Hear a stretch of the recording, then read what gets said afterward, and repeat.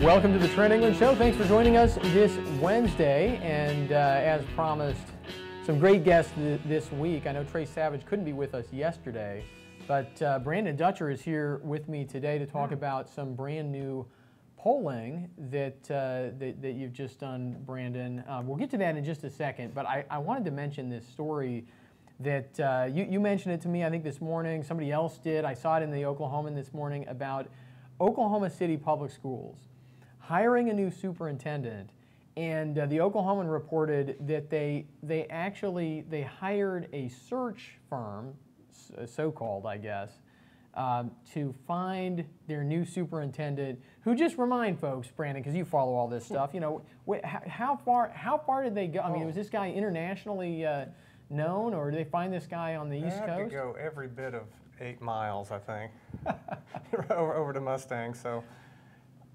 you know, they take care of each other in the education establishment, I think. Yeah, they spent almost $30,000 on an executive search, which, I mean, I would have thought that they would have learned. I mean, they spent, I don't remember how much they spent on Rob New's, the search for Rob New, but that was money badly spent. Right. I mean, you know, just no doubt about it. And who actually did the search, though? This is interesting. Well, you're talking about OSSBA? Yeah. I mean, right. I mean, it wasn't like they went and hired some consultant that actually does executive searching. They just stroked a check to the local political establishment. Right, and you wonder how different that is. I mean, like paying our dues to OSSBA so they can lobby isn't enough, and buying memberships and buying sponsorships, we have to funnel as much money to them as we possibly can. Yeah. So it's a big sort of incestuous, as Bill Bennett called it, the blob. Yeah, and I mean, $30,000 in Oklahoma City public schools. I mean, on the one hand, somebody could say, well, that's a drop in the bucket. But on the other hand, I mean, then we hear that they can't afford whiteboards and paper for classrooms. I mean, $30,000 will buy a lot of whiteboards. It'll buy a lot of boxes of Kleenex. It'll buy a lot of the things that I think they want to send home the lists with students. So you got to buy all this stuff for your student. I think they want to make it hurt on parents. I don't know. Right, to make the point. In a way, you feel for the guy walking in to take over a dysfunctional, heavily unionized, government-owned monopoly that spends $9,100 per pupil to get dismal results. I mean, good luck with all that, as Seinfeld used to say.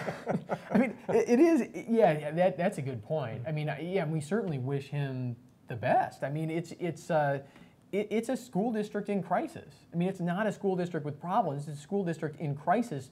They can't teach kids how to read. They can't teach kids how to do math. They can't do the most basic things that they claim they exist to do.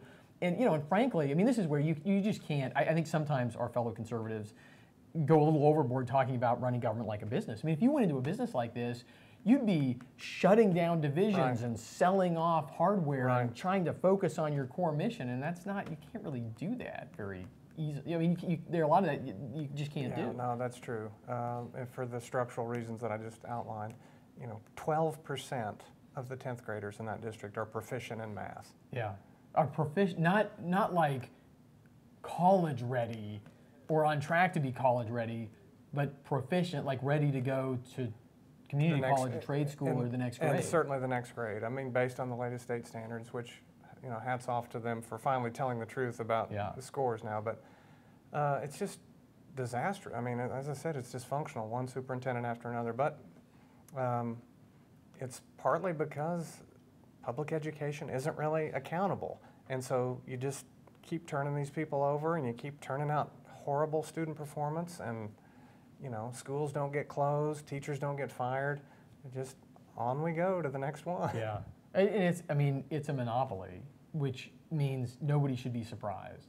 And it turns out, I mean, one of the things that your poll shows is Oklahoma voters actually, a lot of Oklahoma voters at least, get this. Tell us a little bit about the poll, and then let's get to this first question. Right. No, it's a new poll that we used Core Strategies, which is a firm in Illinois that's done good work for us.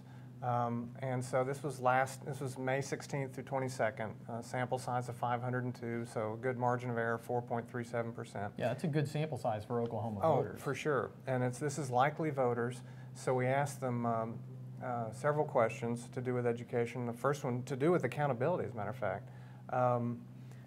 Yeah, so we can pop that question up on the screen. I mean, the end there is, do you believe that public education is accountable or that it lacks accountability? Pretty straightforward question. What do people say? Right, and it's about split. A plurality, 45% say public education lacks accountability.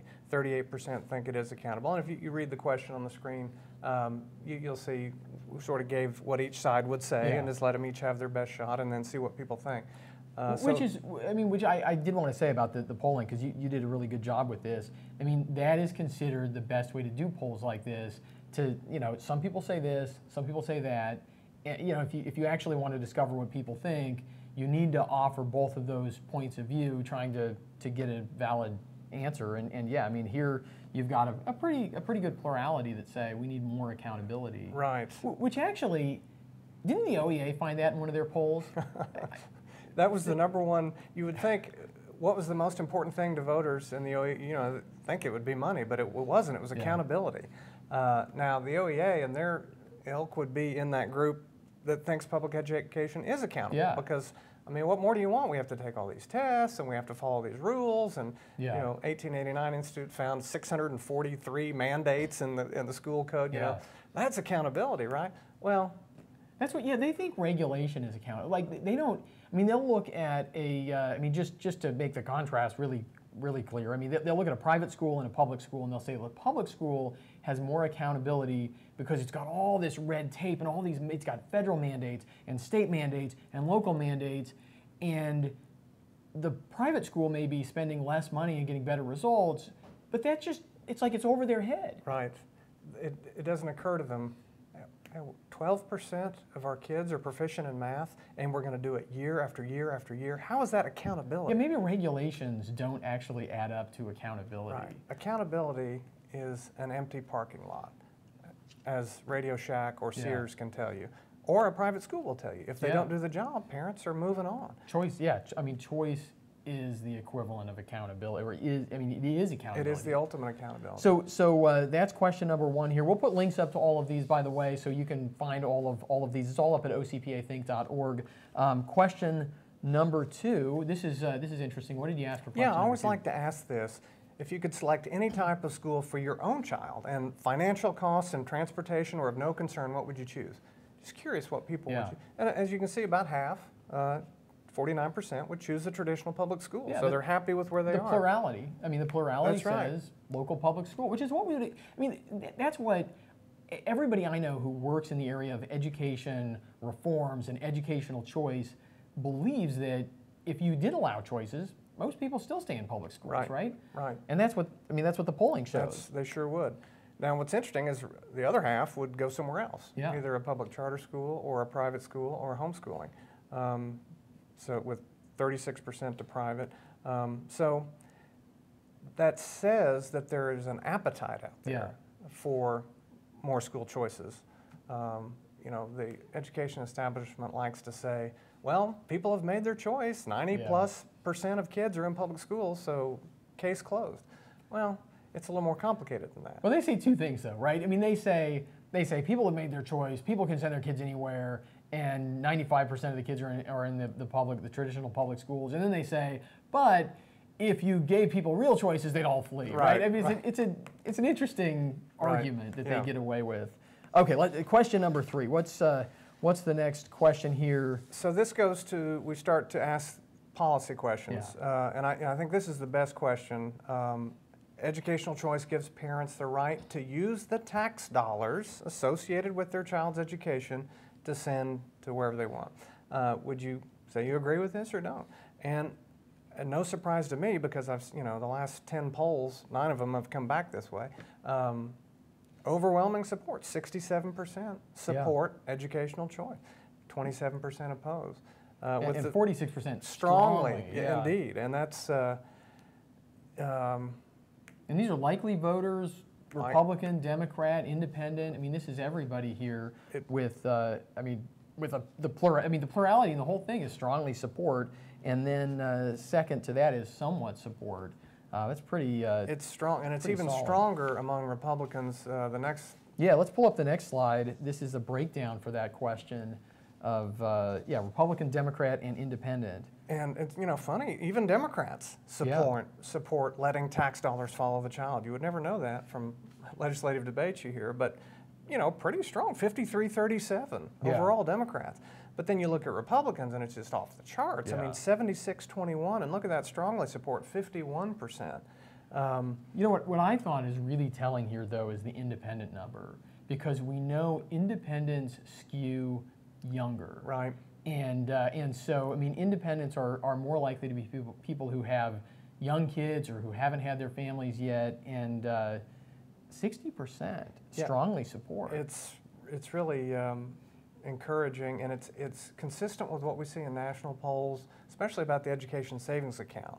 The millennials are the strongest supporters of that because they grew up with iPhones. Yeah. They grew up, I have all my choices of apps, I have choices of music, I have choices. Of course I have choices. This makes total sense to them. I mean, we have to change some of our analogies, right? Because we used to talk about monopolies being like the cable company, and they say, well, what's a cable company, right? Right. The post office, well, I barely ever use the post office, right? I mean, they have extracted themselves from, or been, or just grown up in an age where these things had basically already come apart, and there's sort of one more big monopoly domino to fall, I think. Yeah, no, I think that's right, and so I am encouraged that the younger generation is so strong on school choice.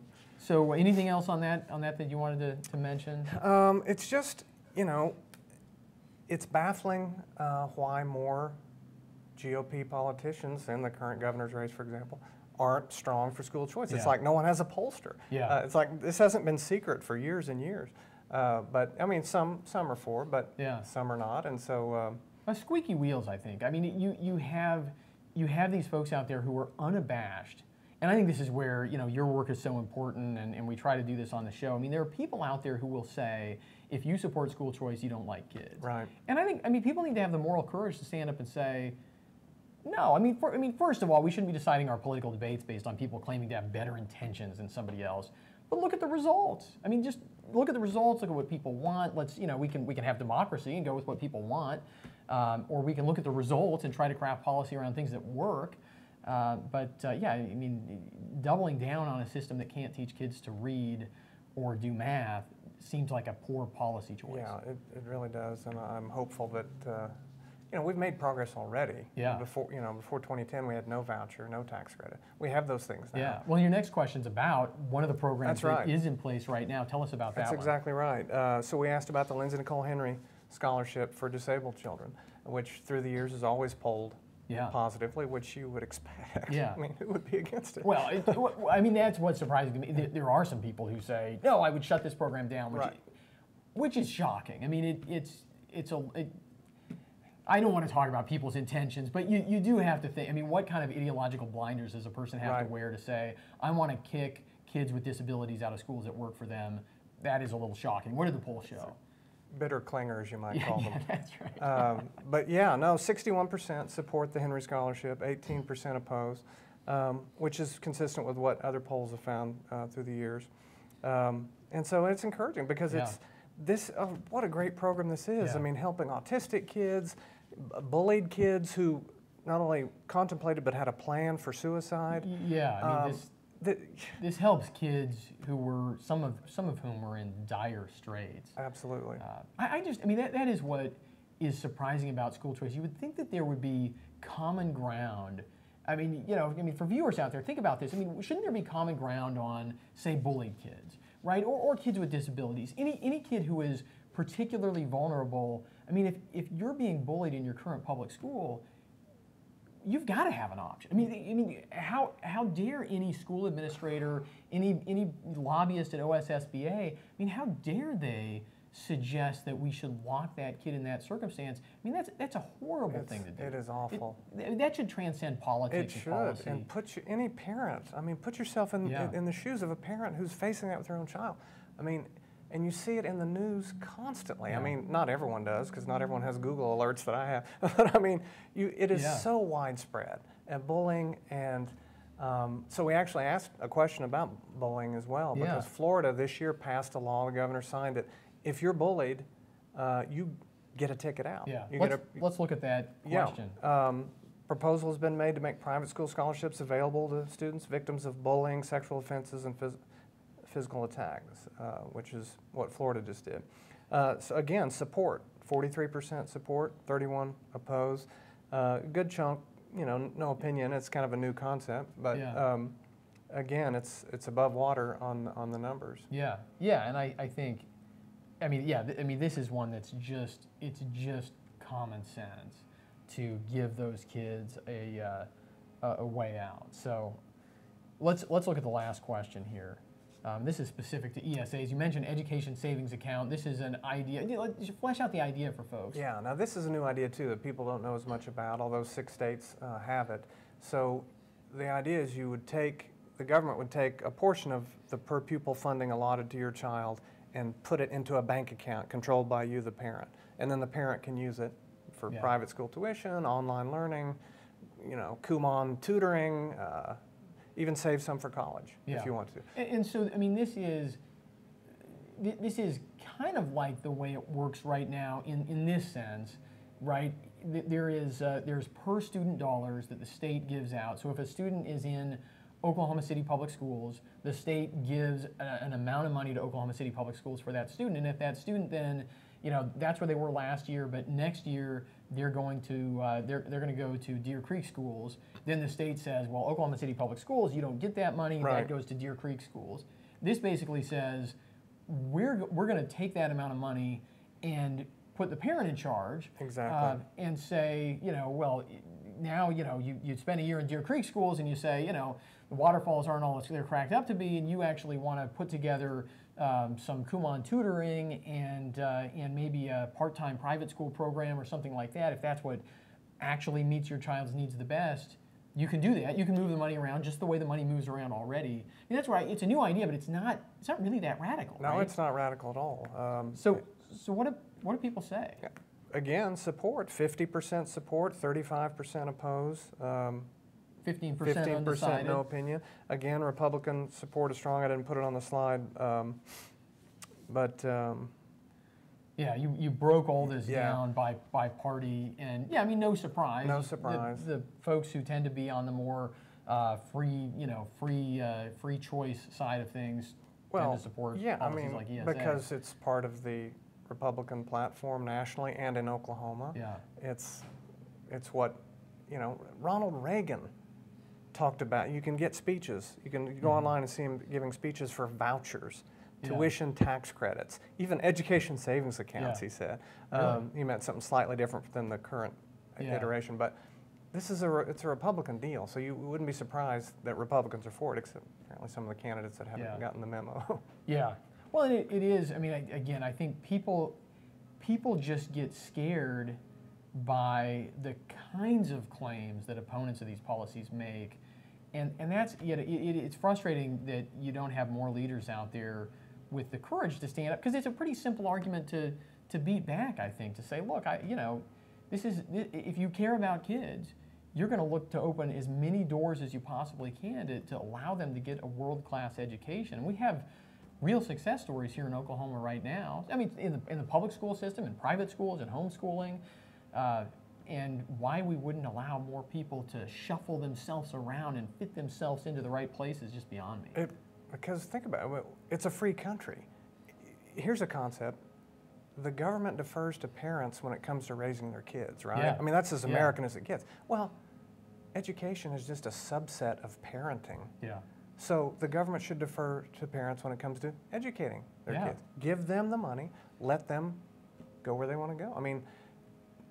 Oklahoma is so strong on parental rights. We passed a parental bill of rights, statute, and so, but not enough people are making the connection that the ultimate parental right is the right to direct your child's education. And so we need more public policies, and I think we'll get them in the years to come. Oh, I think for sure. I think the polling suggests that.